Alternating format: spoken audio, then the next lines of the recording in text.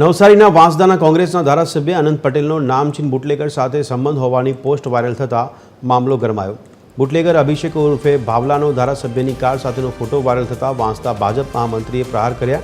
અનંત પટેલ દરરોજ બુટલેગરને કોલ કરતા હોવાની ડિટેલ્સ પોસ્ટની વાયરલ થઈ છે।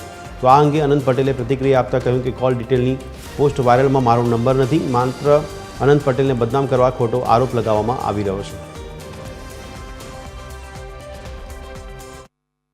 વાંસદાના ધારાસભ્ય દ્વારા એક નામચીન બુટલેગર, જે વાંસદાના નામચીન બુટલેગરનું નામ છે અભિષેક અથવા અભલો, કે જેના કનેક્શન બહાર આવ્યું છે, તે છેલ્લા 1 મહિનામાં વાંસદાના ધારાસભ્ય દ્વારા એમની જોડે 30 વખત વાતચીત કરવામાં આવી અને સોશિયલ મીડિયા પર એ બુટલેગરનો એક ફોટો પણ વાયરલ થઈ રહ્યો છે કે જે એના ધારાસભ્યની કાર જોડે એની સેલ્ફી પણ જોવા મળી રહી છે। આમ વાંસદાના ધારાસભ્યનું દોગલાપણું દેખાઈ રહ્યું છે।